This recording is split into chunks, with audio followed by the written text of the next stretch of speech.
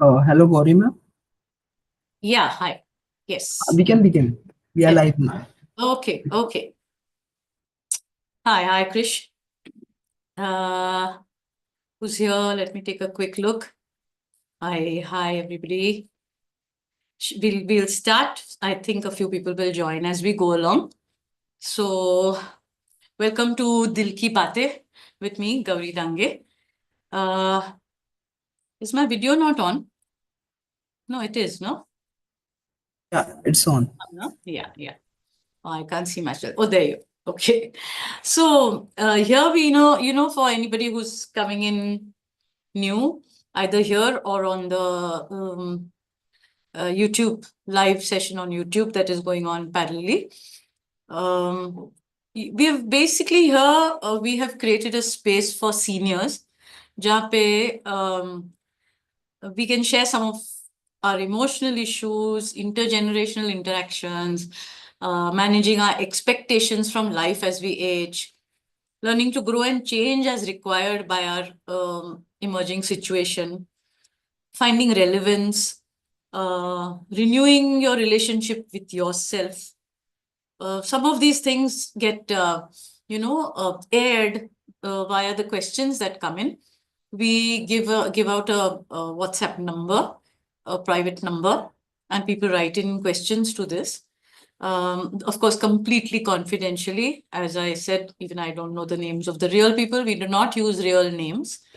Uh, I address the issue, look at the various aspects, and then we throw it open to the people present here. And we have often wonderful insights because, all of us have lived at least 60 years of our lives. We may not have gone through the exact same thing that the person who's sending the question is asking, but we have seen a lot of life, so there is valuable inputs that even participants given. The other good thing about this is that the questions have come sometimes, and even those attending are sometimes under 60 because they are functioning closely with seniors, or the questions are from seniors who are functioning with super seniors. It's particularly in India, it's not cut and dried that one fine moment you're 60 and you have to do things in a certain way. So the intergenerational dynamics that emerge here sometimes, or the couple dynamics, are very, very illuminating. People send in very frank and very specific questions. Let me do a quick roundup for new people about the kind of questions that we get. One of our I think our first one was about a second innings widowed man looking to, either marry or go into a partnership, companionship with somebody and having problems being understood by his grown children. Then we had one about being seniors being over policed, as I call it, over policed out of the well meaning grown children who are worrying and end up interfering too much. So all their activities being over policed, there are expectations that seniors should behave in a certain way. Those kind of things have come up. Then couples having very different pursuits after they become older, and some of the friction that can come from that, and how that can also be a very, very healthy way of functioning if it is, there are mutual expectations are clearly spelled out. Then we had grieving the loss of a spouse, questions about that. Moving on. How soon, how slowly, what is the right quantum of grieving?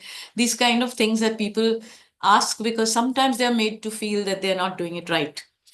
Then the grieving the loss of a grown child for a senior couple to deal with their adult child passing away, and all the not just the grief but the interpersonal tangle that it can cause between the father and husband and wife. Downsizing, last time we talked about downsizing your life, your home, your possessions, how to prepare to live a more spare life, easier life. We had one thing about grown kids who are back in the house for whatever reason, and the dynamics that change once that happens, and what are the rules of engagement of both parties if this happens. Then we talked about grandparents being expected to babysit when they're actually also looking to start a new innings of their own retired life, and some of those slightly tricky negotiations between two generations about that thing, between three generations. In the same way, today's theme is about interaction between a couple taking a nasty turn, and how to deal with it. I'll read you the question so you'll know what I'm talking about. This is written. This is written to us by a lady, Rutuja K. She says, "Hello, Gauri ji. I am 71, and my husband is 75. We have both retired a few years ago. Our children are grown up and do not live with us. We had our share of disagreements as a couple, but overall we were okay. He tended to be sarcastic with me and the kids sometimes, but it was never a big thing. In the last year and a half, he has become hypercritical of me on every small matter, sometimes even childishly imitating the way I may pronounce a word, which may be a bit wrong. He was from an English medium school and family, and I came from a Vernac background, but I have worked and managed perfectly all right. And this was not an issue between us before.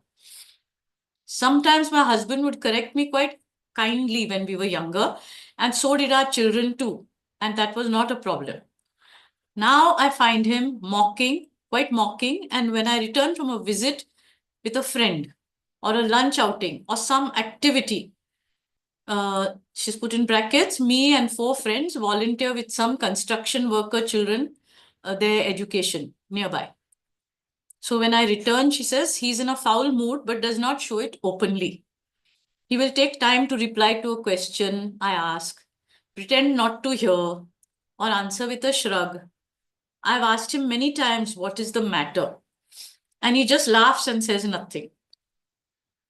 Behaves normal when there are visitors or our children visit. Earlier, he used to come out with me if I suggested we go for a film or a meal or even just watch something together at home. Now he says straight, no, not interested. You go do all that stuff if it is so important for you, is his standard sentence. Frankly, I have started dreading entering our building after an outing. Some of his course mates and colleagues have stopped calling him, and he does not initiate any meeting with them. He has begun giving nicknames to some of my new friends that I have made in the complex where we live. How to deal with this? Separating is not an option at this age and financial situation. Though, frankly, I would love to go away somewhere for at least 2 months and not have to interact with him for a while. This is Rutuja K's question. Now, before I would like to, before going into why he may be doing this, you know, before doing that, I think it's important to tell anyone, Rutuja in this case, or anyone in this situation, that instead of being burdened now with trying to fully understand him, draw him into maybe we'll go into those things, draw him into seeing a counselor or involving a friend, a male friend, his friend. Before that, before you're shoved into now being the life coach now for this person, first let's see it. I'll see how you can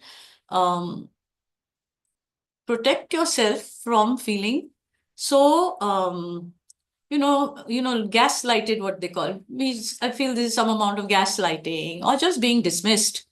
Uh, how does a person, first of all, draw some lines so that they're not dealing with this at every level? Then we look at what maybe empathetic or supportive solutions she could give to this. But first, I think self-care is very important.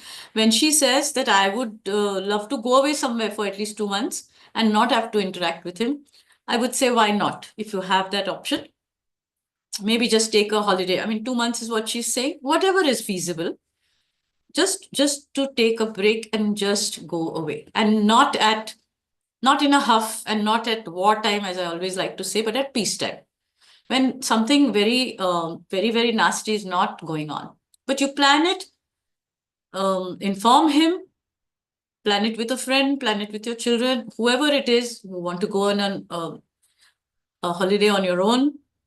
That's fine. You want to do a staycation, what people call a staycation. You're in the house, but you are now disconnecting from this, maybe some of the householderly tasks or some of these interactions. It could be as simple as uh, I'm talking about drawing the line where what you'll tolerate and what you'll not tolerate. One of the things you could do is, if you identify that the worst is when we're sitting across the table to each other, or morning chai. When are you sitting there and at the receiving end of this kind of sledging, what they call in I think they call it sledging in cricket terms, just to demoralize, the batsman or the bowler. The other party will say all kinds of stuff. This kind of sledging. What could you do? You may decide that 1 or 2 meals a day you sit out on your own in the balcony and eat it. Eat your meal. Stand in front of the TV. I mean, put yourself in front of the TV and eat it. Go to another room, sit, and if you're asked, "What's the problem?" Just say, "No, I feel like," without confronting. No confrontation. I just feel like being on my own. Not, "When I sit, this is how you behave with me." Right now, it's not in that stage. First, so I'm saying the first set of things we're talking about is self-care. Self-care. How to move out of the firing line parts of the day. And why I'm saying, okay, but to go back to that, how not to be the punching bag at all times. This is an important thing. Um, uh, there could be, yes, you can ultimately seek. We'll get to that later. Sorry, we'll get to what she can do for him. But let's look at first what she can do for herself. Uh, because in this kind of nasty mode, the person is least likely to take suggestions from his target, which is the wife who's day in and day out available to bash, even if it's very passive aggression, not real bashing. The least likely to take guidance from her that, maybe you should do this, maybe you should do that. So let's see where this self-care is, where you take care of your own emotional well-being by engaging in activities that you enjoy, seeking support from friends and family, and firstly, not feeling guilty and answerable and rationing out your where you go out of feeling. So don't abuse accommodate. It's a very simple word. Don't abuse accommodate. If you say, I better go out less, then he may be less nasty. From what she's written, I don't think it's not a question of quantity. Okay, I'll go out less, or I'll look less happy, or I'll come back in less of a good mood. Not required, not just not required, not on. That is abuse, that is appeasement and abuse accommodation. And there is no, literally, life is too short now for all of us who have entered our 60s and onwards. Life is too short. So, first, take care of your own emotional well being in whatever ways. Like I said, one maybe reduce your interface with this person when you think he's at his nastiest. Just find something else to do, or somewhere else to be, even in the same house. It may boil down sometimes to even deciding, which a lot of aging couples do, have their own bedrooms, or at least day rooms, or at least night room. You sleep somewhere else. Just be out of each other's hair. Even people who are not having a severe problem like this sometimes just find it easier not to be couple all the time together, everything together. In her case, she needs to actively find, I'm using the word safe, not loosely, a safe space. It doesn't mean that he's bashing her, but where she's not feeling watched, criticized, mocked, all the words that she's used. at least part of the day, right within the house. And of course, going out, finding activities, being out guilt free.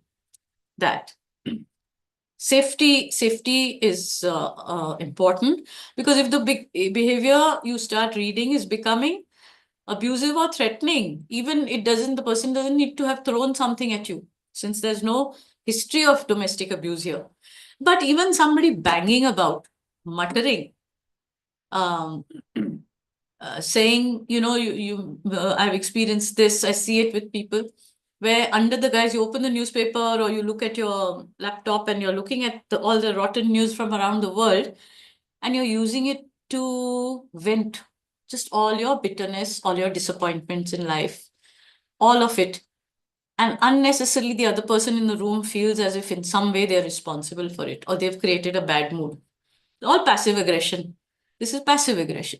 And then if you ask that, why are you in such a foul mood, or leave that, let's do something better, let's watch something else, then there can be a big explosion, like, you don't know nothing about world affairs, don't talk nonsense to me. But this is all in the abusive and threatening category. So you have to prioritize your own safety. If you think that now it is going into a zone where you're feeling physically intimidated also. I'm not making a distinction. Verbally intimidated is as bad as being physically intimidated, and sometimes they kind of mesh. So have your ears out for whether it is just grumpy old man or it is really turning nasty. Uh, you could seek out a counselor or a family friend, and just get some coping strategies. This is to start with. And one last thing for what you do for yourself is to absolutely demand that some boundaries are respected. So if it is name calling of your friends, you can calmly say, it may happen that the person will be even more delighted that they have hooked you and irritated you, if this man is in that space. So you don't have to throw a fit and say, don't ever call my friends this and this and that. And could dismantle it a little by just making the person feel a bit silly. And say, if it's moti, if it's whatever stuff people call each other, nicknames, not each other, nickname. You could just say, oh, this happens to a person I really, really like and enjoy. And this thing you're talking about is not, I don't, that part of it doesn't affect me at all. How sad that you seem to find. You can take, if the person is not, about to go off into a huge explosion, you can dismantle by making it seem a bit odd. Instead of being hot and bothered and saying, don't call this person this, you could say, make it clear, you could leave the room if it starts about, that dumb friend of yours, that something friend of yours, that fool, that whatever, all these words. It's maybe a cue for you to shut down the conversation. Not in a huff, in a just how sometimes we do with children, where we just leave the room because the child is just not listening, maybe is repeating some dirty word, something, and we are advised not to go head to head with the child, but to just leave, just make them feel this is so boring that I have disengaged. So to disengage is very, very important. And for which I would say set clear boundaries. You don't have to say from now on, but disrespectful behavior, your boundary is, you can express your boundary in terms of actually saying, really, you find her so and so? Oh, I just find if you got to know her, she's got very many more aspects. Where the person starts feeling a bit silly for that, very blanket and very juvenile nickname that he may have come up with for your friends. Don't rise to the bait is, you can spell out, but don't rise to the bait. Because you have to recognize that somebody who's in this mode is very invested in being in that mode also. It's not because he doesn't know. It's not, a 75-year-old man knows very well that the effect of this. It's not that you have to say, don't you know this is rude behavior? Has nobody taught you that this is? I don't think it's important not to become the sensible one and the life coach in this. So don't rise to the bait. Spell out that you don't like it. Or, as I said, spell out that really make the person feel silly. Really? Oh, you find her so and so? I never thought of her like that. Just leave it at that, you know. Uh, so this leaving the room or having a little corner of your own, which is not a sulking corner, it is a corner you go to because you don't want this. Um it's like a person driving through a puddle and splashing you with mud. You don't want it. It's evasive. It's evasive. You are just looking after your own exposure to this. And then let's look at some of the things that may be in play currently with this person. Um, One is, of course, communication styles. People have different ones. And a couple can fall into a negative pattern where one person is obliged to be the optimist and look on the bright side all the time, and the other person will continuously be cynical. And that is one of the things that you could maybe check whether you are you're in that place. Again, it doesn't mean that either of you can go on being the same. You can still use the tool of shutter downing on what you're hearing. But to understand that possibly your communication styles really are very different. The other thing is to also not just communication styles, but your way of acknowledging each other's presence is very different. I know several couples, not just one couple, especially super seniors, some of them, where the woman, or in this case, it may be the man, who says, how come you only point out when something is wrong, whether it's the household, the food, the bill paid or not paid, and for 8 months it's been going on smoothly, but only when there's a glitch, you jump up and point out, you know. And and the man or the woman, usually the man among super seniors, will say, uh, but only when something is wrong, I'll tell you. No, when it's running smoothly, why do I have to say? Why do I have to applaud you and say how great you are? Some, again, passive aggressive reply. So that communication style, you are well within your bounds to say, no, I want to hear. You may say it's artificial, but I'll pay less attention to your criticism of what I've done. I'll pay less attention if there is no counterweight to it, if I'm only hearing what I did wrong. If there's no appreciation, I tend to not take your criticism seriously too. We'll come back to this one aspect of it, which is not that you are being the life coach, but in which way you can, again, that's a boundary, that's a way of putting up a boundary. The other way to understand where this man is coming from is, or any woman, it's not gender specific, but yes, a lot of women, I think, handle aging, so the social changes, all of that, better than a lot of men. I do feel that. There's expectations and disappointment from life by the time you've now come to, in his case, 75, where you do feel, oh, I did think this would happen, but it didn't. So there are expectations and there are disappointments. A well-adjusted person labels them as that and puts them in a box, accepts. I wanted this didn't happen. The person who's sinking into some kind of depression and, acting out on other people is not able to put this in a labeled box saying this, but is acting out and then using other people to not mitigate, but just to pass on downstream the expectations and disappointments that didn't flower, that didn't happen, the expectations that didn't flower and the disappointments that came. So it's the easiest to manifest your irritability and unkindness about the whole world actually onto the person in front of you. Again, repeating, it is not written in the script that just because you are married 50 years, you have to put up with it. So it's a project. If somebody's projecting many issues onto you, you should be able to recognize this as a projection. Maybe not go and say, you know what you're doing, you're projecting that promotion that you didn't get and you wanted to retire as so and so, but you didn't, you're reflecting it. No need to say it, but to know it yourself and take action to look after yourself from that keychard that is being sprayed.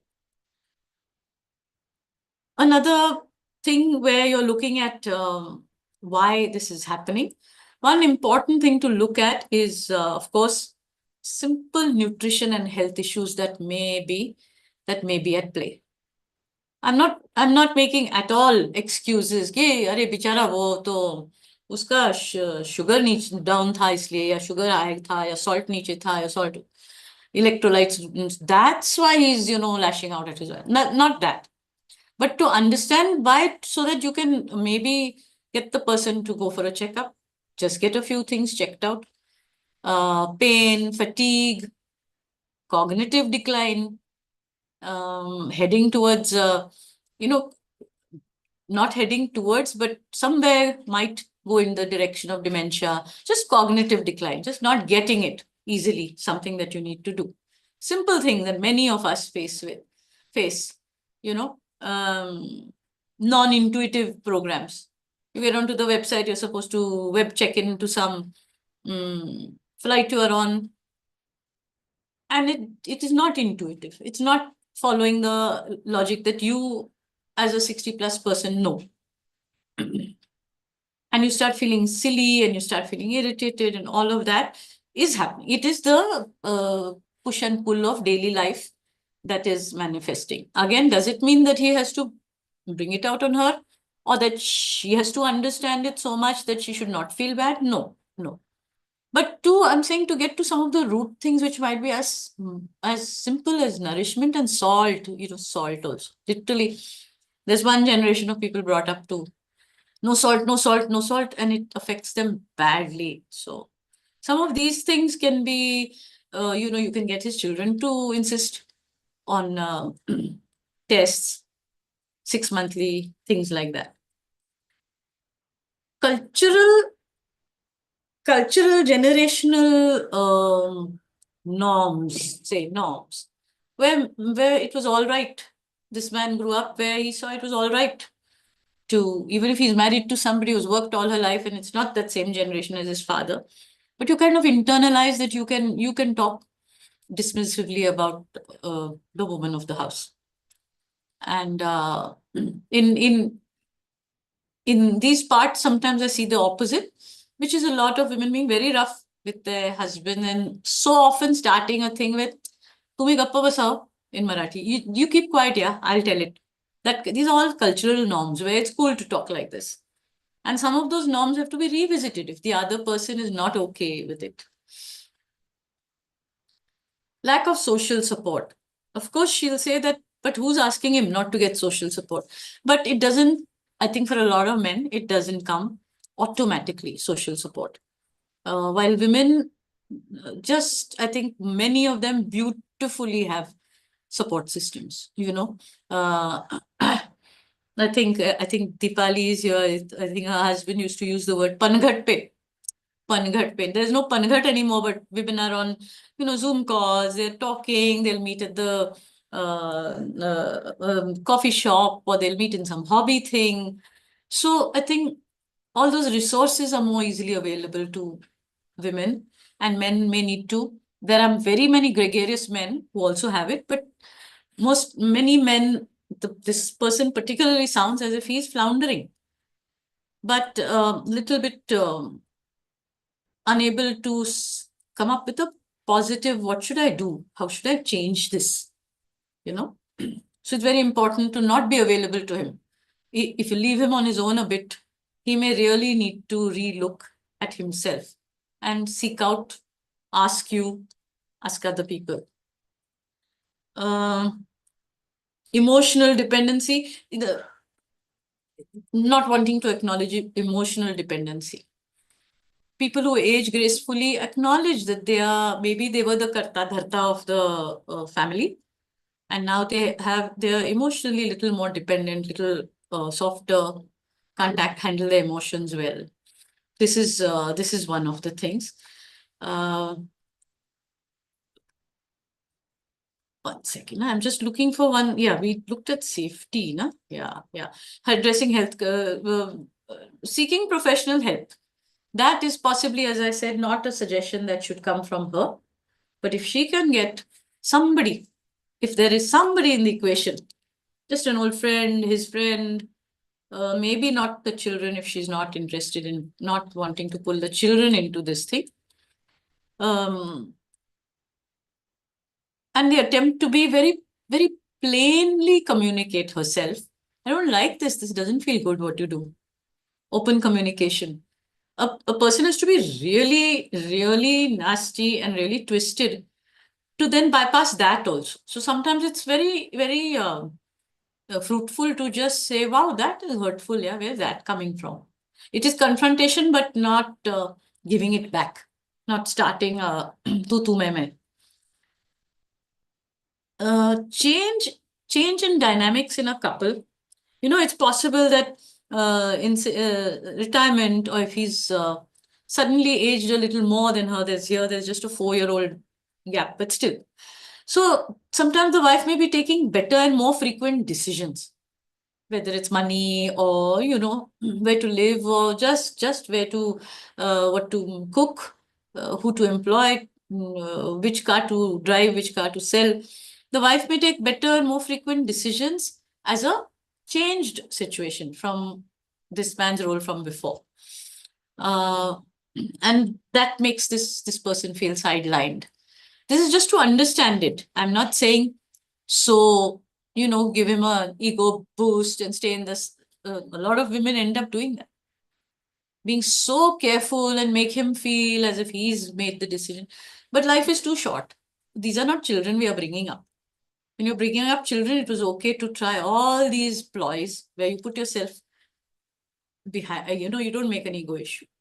You let the child think he's one. All of that stuff. I would not advocate it unless there's only sometimes for something. You're just being kind. But to loop back to that word, abuse accommodation ke vaste ye nahi karna hai. One last thing is long-standing issues in a marriage, sometimes which have stayed down because you're busy leading your life, bringing up your children, saving money, paying your EMIs, going to work.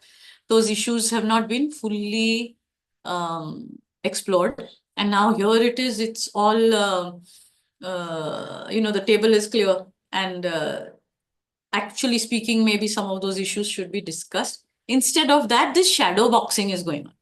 You're fighting about you didn't shut the ketchup bottle properly because you're from a vernacular medium school. It's ridiculous stuff like this. It is maybe symptomatic of deeper issues that either need to come out, or in your mind you let it go. This person is like this. I'll find ways to not rub up against this aspect of this person. That's about it. Of course, fear of mortality, loss of independence, that we are all facing. And it's not, again, an excuse for why somebody's behaving like this, but this may be all in play. And there could be tactful and loving ways to deal with it, and yet not be yourself completely lost in the process. This is broadly what I want to say about this. And of course, that what she's talking about going away, what Rutuja is saying, maybe I'll go away. Also good, not just in a huff, and to come back and then be right back to square one, but to maybe seed into her routine, some place where she becomes unavailable, really unavailable, but very available to herself. Not just to hide and go somewhere and feel bad and lick your wounds. but to go and really enjoy something, um, and be unavailable. Okay, this is broadly what I want to say about this situation. One block of things is the self care, and one block is the understanding where this person is coming from, and see which of those things you can either help him or push some guidance his way tactfully, and which things you are in the self care, and which things you will not put up with. Okay, let me throw this open to the people here. Any thoughts on this? Dipali is here. It was Dipali's husband who used the phrase "Panghat pe." Panghat pe sakhi saheliya milti hai, and women find very many different panghats I think much less awkwardly.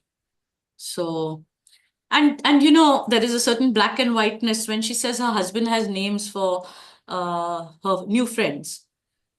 I think a lot of women take a realistic look at, you may not like everything about a few new friends. You may have some friends where you like really a whole lot. The others, you are also aware of the person's shortcomings. Maybe she talks too much, maybe she dresses crazily, whatever it is, but she's still a friend. So, there are different panghats also. So, no? Yeah, yeah. Does anybody want to share something?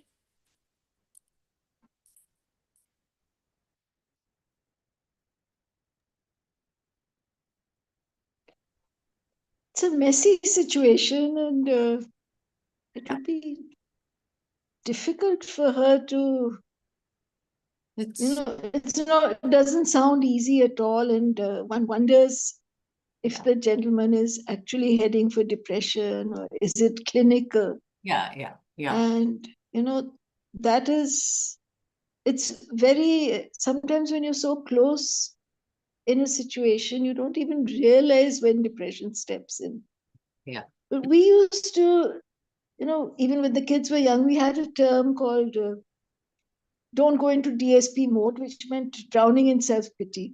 So if you can just kick the fellow with, say, "Arey, DSP mein kyo ja rahe ho, bhai?" Yeah.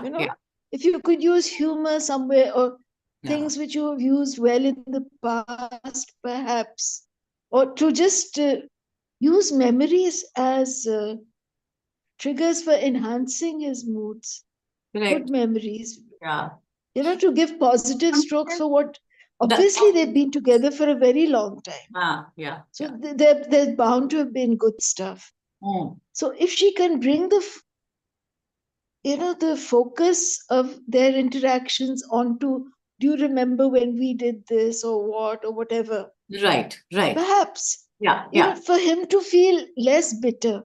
Yeah. That she is only gallivanting with her friends and her pangats and blah blah, but somewhere where he was as much a participant and as valued a person. Yeah.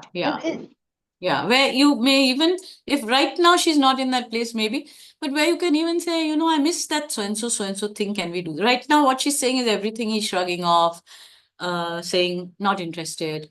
But if it can be that you say, I should love that thing we used to do. Can we do that? He may still be gruff and grouchy, but it is registered with him that you are referencing a good time from some earlier time. That's what you're saying, no? That's the idea, that photo albums, or just pull out memories. I think, memories can be painful, memories can be wonderful. So if you focus on the wonderful, and for self-care, one thing I realized, that one thing which it makes both of us laugh, but if I've made something nice or cooked something, I praise it myself. Say, "Oh, the dal is wonderful today," because the fellow अगले ने तो बोलना नहीं है, तो हम ही बोल के हम ही खुश हो लेते हैं. So I keep myself happy that way. Yeah. Yes. And then he laughs, and then it is good actually. Because it is not coming naturally from the person, so it's okay. to say. हाँ, one accepts it कि ठीक है, आदत है नहीं बोलने का. हाँ. But Hmm. yeah, Yeah. but I grew up with a father who was effusive in everyday food he would be Praise. praising, you know. Hmm. So it seemed nice to, I mean, somebody's made the effort to prepare a meal. It feels good to hear that, yeah, it's good or it's nice. Or, Yeah. and then you don't mind if the person says namak zyada ho gaya, jo Then it's whatever. Then you don't correct. mind. The way I was saying that, just Hmm. what's wrong is very demoralizing. Huh, yeah, exactly. Kid or your spouse or your colleagues. So, Hmm. I wonder if also more, again, the word, and nowadays go back to that word with young people are using a lot, maybe more intentional interactions. I think, Yes. right, let's go for this, let's go for that. Very specific. That this you and me do well together, let's do it. And just Yeah. let all the other stuff guilt-free. You do it with your friends and you go where you want, you go on your holiday, you enjoy the food you like, the movies you like, the books you like. But to have something which you say, I really want to do, make an attempt to really make a date with the person, maybe, So I get a feeling from this letter that she's tried a lot of stuff. I get that feeling. Fully crept up on her that now there is only this in the interaction. It sounds painful. Yeah. Sounds very, very, very tough. Yeah. But sometimes I think it helps, maybe, I hope, to not accommodate it, not go into, he's in a grouchy mood, let him be. You just say that this is hurtful. I mean, you maybe, I don't know what your mood is about, but this doesn't feel good. At least say it into the air for yourself, Yeah. I know why should anyone accept bashing from anyone Yeah. without a sufficient cause or without Yeah. any cause or Yeah. whatever. Yeah. Yes. And my heart sort of tugged at my heart, that sentence where she said, I dread turning into my building. Yes, that is. I mean, the poor gentleman seems to have turned into a dementor. Yeah. Tormentor, no? Dementor, you're saying. Yeah, correct. Dementor, yes. I was sucking out happiness from her life. The poor woman. Yeah. It's painful to hear that. And the thing is, I think why in this in the senior years, we're all staring longevity in the face, right? All of us. We're living forever. Human beings are living. So it has to be fixed. You can't say these are the last few years. No, this could be 25 more years. You never know. So while it may, out of dementia, Alzheimer's go down this way, people stop recognizing each other, that's different. But while things are a bit in our control and, boundaries can be set and kindness asked for and given, consideration asked for and given, it'll have, you have to do the work for it, So Yes. I think the older generation, the people who are now in their 90s and stuff, while there was a lot of this, they were in, there was not this enforced coupledom, right? There was larger families. You weren't two people rattling around in a flat. You interacted with this person a lot of the time with other people around. So you weren't the target. True. Or person going down this kind of khadda had other people to, had grandchildren, domestic help, brother's wife, somebody to, and then everybody could collectively bear the burden of, okay, Ghusat Chacha is doing his thing. Yeah. You know? Yeah. Now it is, we are all very tete-a-tete, and we might be like this for many, many more years. And I think those who can afford it, she's written there, I didn't read it out. She said, I know you won't ask us, I know you won't ask for impractical solution. Very sweetly, she said, when she said it's not an option financial, separate. Yeah. So, but those who can afford it, I feel not separate, but find, you know, firstly, this thing about separate rooms, all the time accounting for that person's body language, that person's humph, that person's eyebrows, that person's, sardonic smile, not accounting for each other all the time. So finding, even in a small place, your own niche or your nook, I think is a big, big use. If not outright get up and go on a holiday, I'm saying. Possibly part of the self-care, part of the self-care. Otherwise, a grouchy person also needs, it does happen, no, that they have an audience and that's why they are performing in a way. That they're grouchy in Yeah. itself is there, but there is somebody to target or at least to perform to.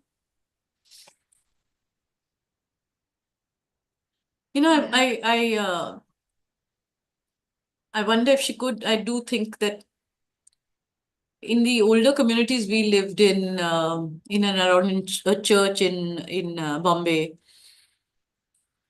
there would be a visiting hour, whether the grump liked it or not.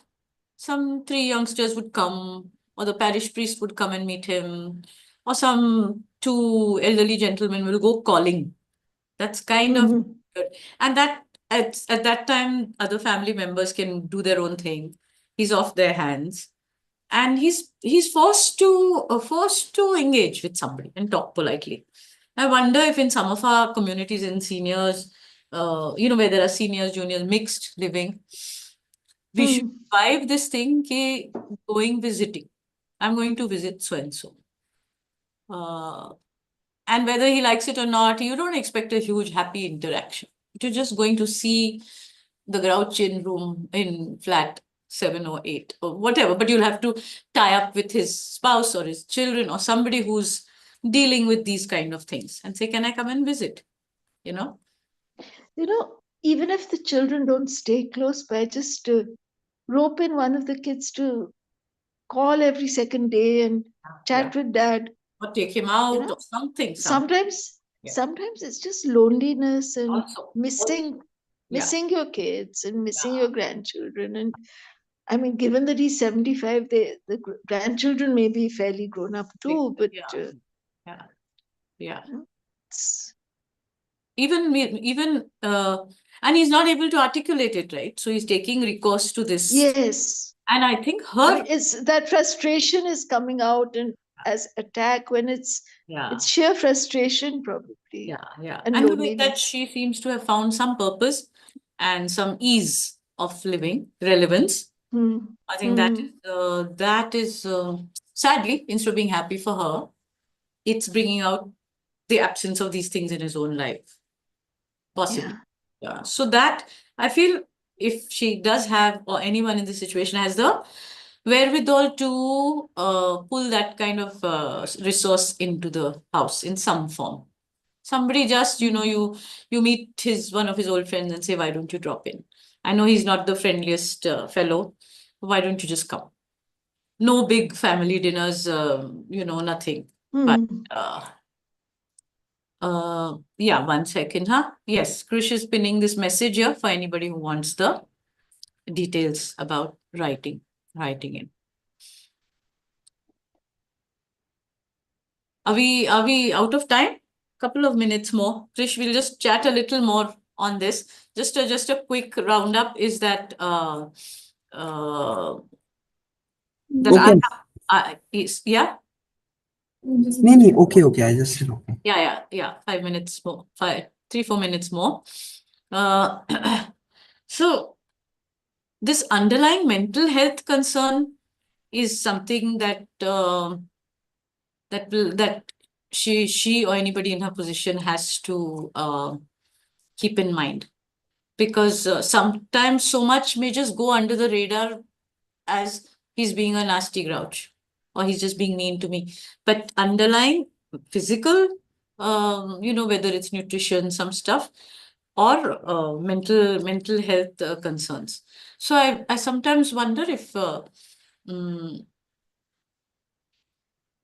couple together, and that could come from the children, should go and do some small amount of testing, go and, check for your hearing, small things which remind you that things could be going deteriorating, and uh, gives you a chance to say, I'm not hearing too well, or I'm not seeing too well. Mm, Small puzzles, computing. There are senior centers where you can go and play mental, uh, to keep your mind alert, those games, puzzles.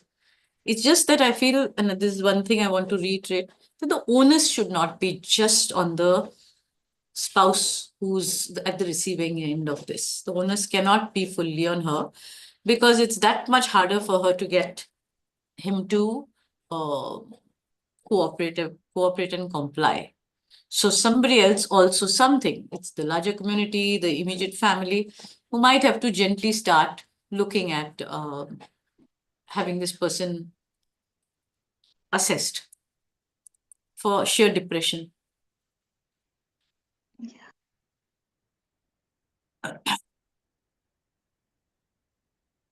One last thing, people who retire, I once was doing some work, a company that was giving golden handshakes to older employees was also giving them part of their exit thing, was 6 sessions with a counselor, 6 sessions with a financial planner.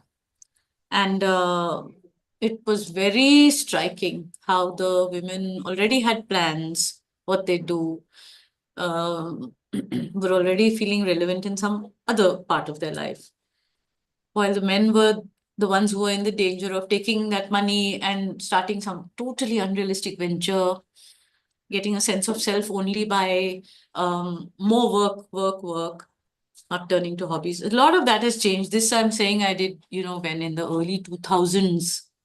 I'm sure there's much more awareness, and we have a new generation of men who are much more self-aware. So I don't want to turn it into a gender thing. But I think women are fortunate enough to have a lot of masala to work with.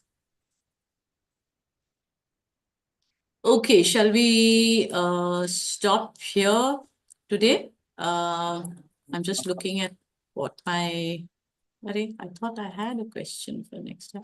Yeah, the next quick thing, the next theme is again about, I'm using the word dating very carefully, because the person who sent the question does not like the word dating. And so it is about dating after in your late 60s, 70s. And some of the, what are some of the rules of engagement is what this person really wants to know. And he says that he doesn't want to follow sites which come from the Western world, because none of those things apply to him, though he lives in the Western world. So we'll look at that. Some of the rules of engagement remember, our very first one was finding love again. This is slightly different, but it's the rules of the dating game. But he specifically said that I find the word dating so halka pulka for seniors. That will be our theme next time. Yeah. Okay, Krish, we're ready to wind up for today. Okay. Bye, everybody. See you. Bye. Thank you. Thanks. Thank you. Bye.